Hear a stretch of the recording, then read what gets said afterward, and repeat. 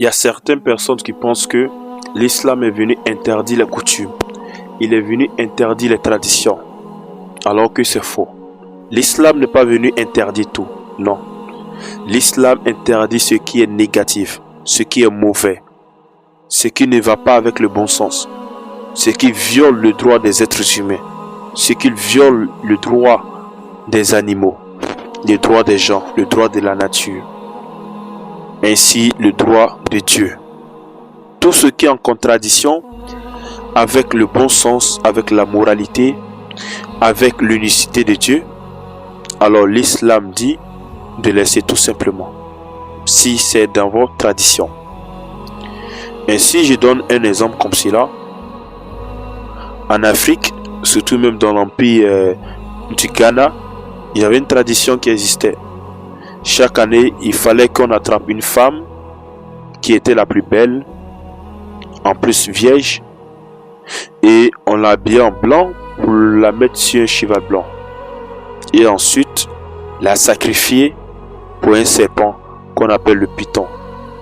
En mandingue, on appelle ça bida, d'autres appellent ça minia. Ainsi, on sacrifiait des personnes des années et des années. Ces genres de traditions ne sont pas bonnes. Ces genres de coutumes sont interdits en islam. Et ça existait aussi en Égypte.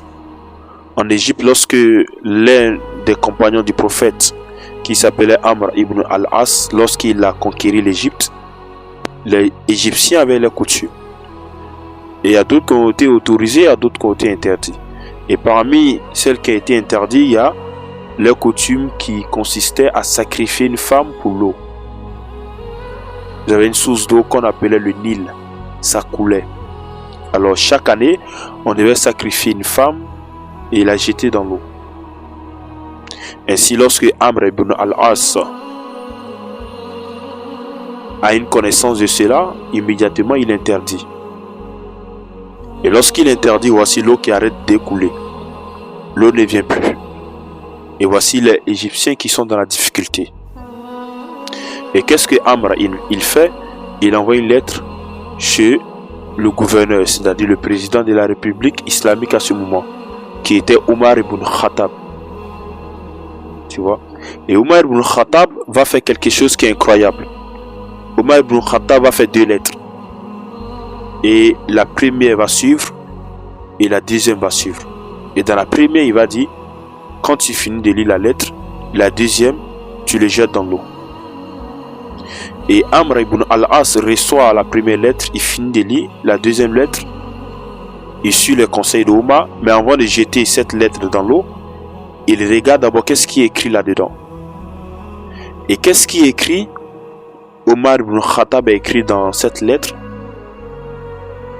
Bismillahirrahmanirrahim, au nom d'Allah, le tout miséricordieux, le très miséricordieux, Omar ibn Khattab, de la part du Nil. C'est-à-dire Omar s'adresse au Nil.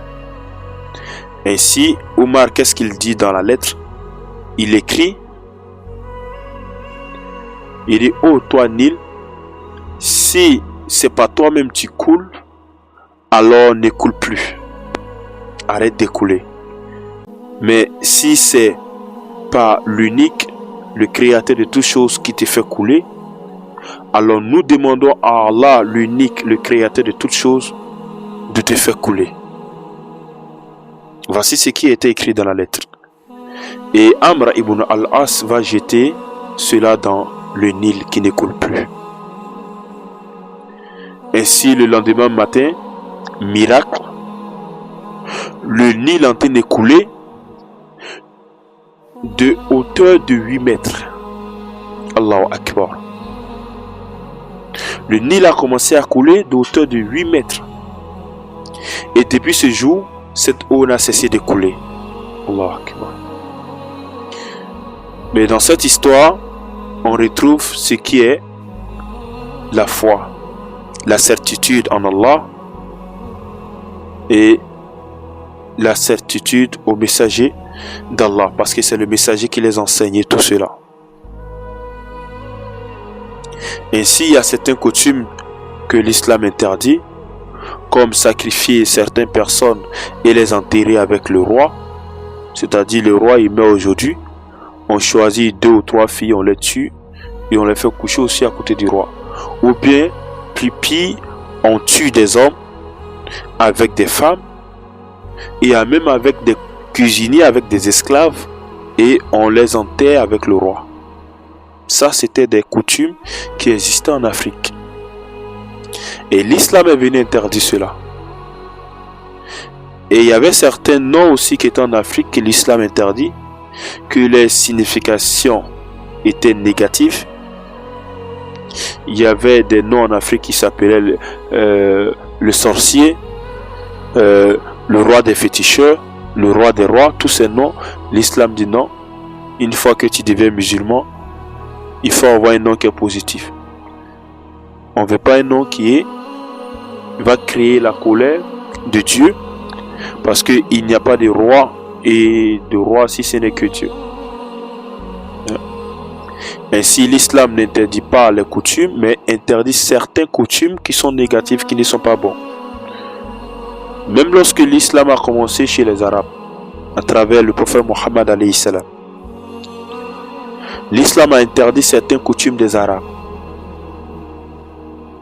Une femme arabe pouvait avoir 10 hommes. Ou bien une femme arabe pouvait se marier avec 10 hommes.